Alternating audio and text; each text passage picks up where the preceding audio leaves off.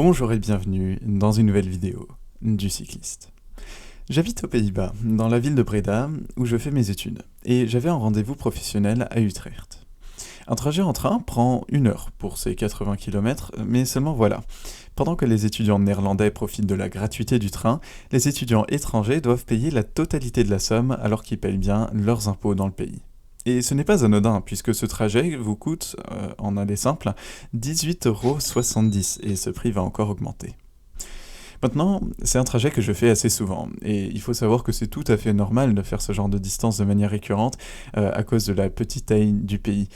Enfin bref, je ne voulais pas encore payer 40 € pour être là-bas pendant 1 heure, et du coup, j'ai eu cette idée d'y aller à vélo. Alors, ce n'est pas une idée de dingue de faire 80 km si on a le temps, mais je voulais y aller avec mon nouveau vélo de course et aussi, je flirtais avec l'idée de faire également le retour à vélo. Ce qui augmente quand même considérablement la complexité. Donc, aujourd'hui, je vous invite à me suivre pendant cette journée. Alors, juste avant de commencer, j'ai planifié ce trajet avec Komoot et je recommande ça vivement à tout le monde pour ce genre de distance parce que Komoot tient très bien compte de votre condition physique et aussi avec les highlights proposés par la communauté, on est à peu près sûr de suivre un beau trajet si on se le customise un peu. Voilà, grande recommandation de ma part.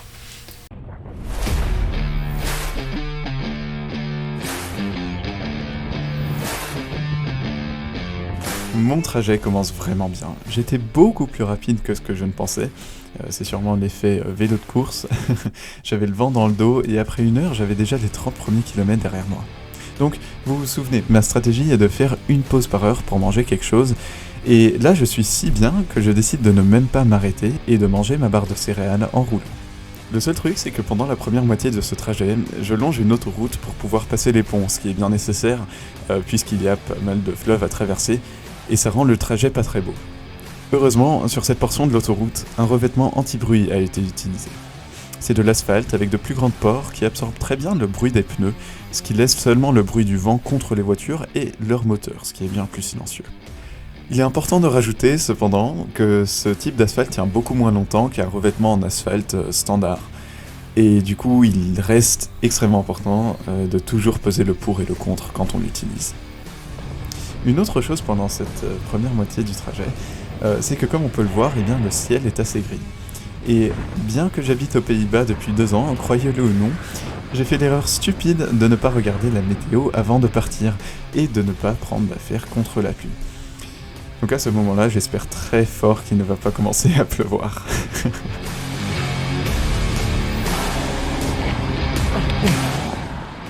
J'ai trouvé un banc, ce qui est rarissime aux Pays-Bas.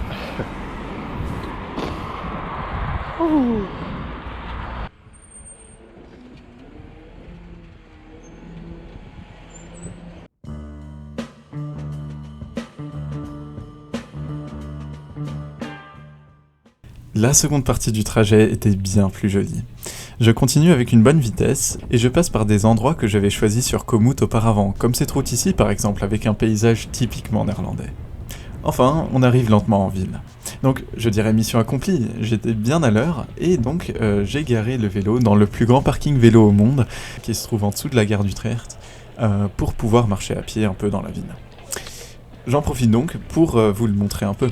Donc on a 3 étages dans ce parking, et bien que ça a été construit que récemment, il n'y a déjà plus assez de place parfois.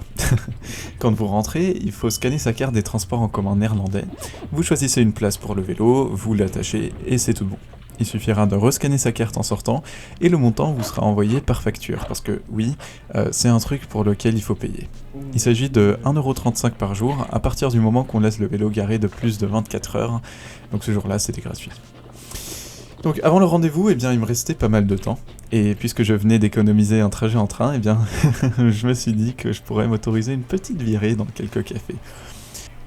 J'en ai aussi profité pour un peu filmer la ville, donc voici quelques impressions.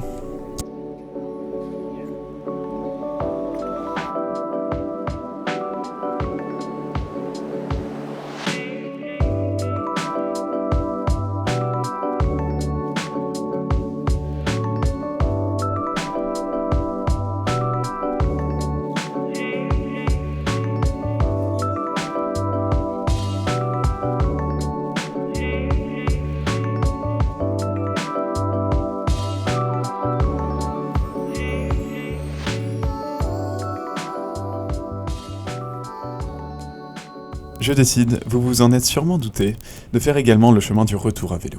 Je me sentais encore bien et honnêtement avec les gâteaux que j'avais mangés dans les cafés, j'avais aussi encore un peu d'énergie. Mon plan était donc le suivant. Vu que j'économisais 40 € du train, je pourrais me faire plaisir avec de la nourriture tout en économisant de l'argent comparé à ce que j'aurais dépensé pour le train. Je voulais donc m'arrêter dans une friterie, quelque chose de typiquement néerlandais, au milieu du chemin du retour pour célébrer un peu le trajet et aussi pour avoir plus d'énergie pour le retour. Et heureusement que j'avais prévu ça, parce que en arrivant à la friterie, j'avais tellement besoin de calories. In 50 meters, go straight. Then go straight. Comma this way for 900 meters.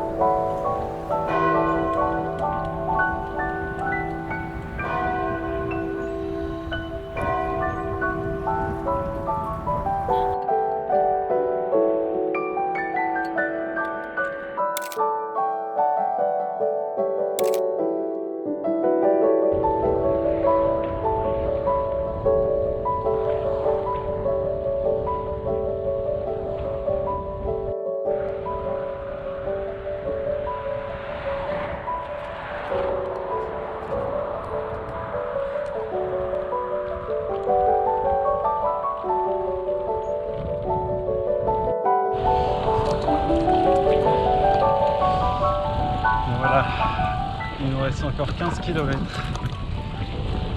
Et c'est les 15 km de trop. Je suis mort.